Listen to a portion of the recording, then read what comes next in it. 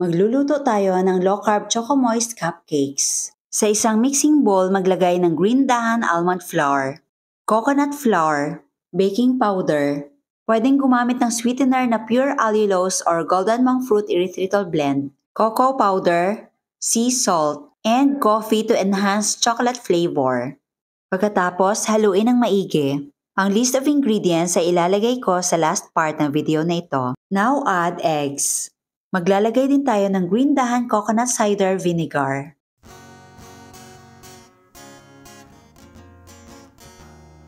Maglalagay din tayo ng vanilla flavor, coconut oil, and all-purpose cream. Then mix using electric hand mixer. If you love this recipe, please like and share and follow me for more low-carb recipes and health tips.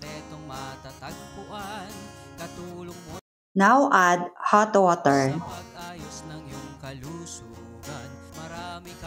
For added chocolate flavor, naglagay ako ng green dahan chocolate niblets.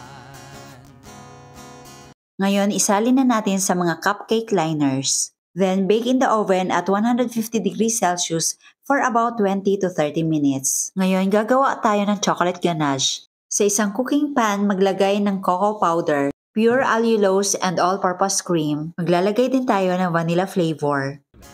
Nuts and seeds, healthy oils, coconut products. Lulutuin natin ito over low-medium heat. Kapag naging thick na yung mixture, off na po yung apoy, then add butter. Kakanin at may sugar-free ulam pa.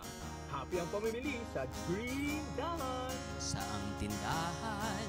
Then let it cool. Ngayon, prick po natin ang mga cupcakes gamit ang toothpick para ma-absorb nito ang chocolate ganache.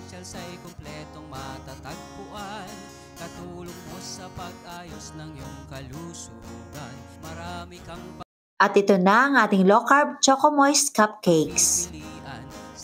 Tikman natin.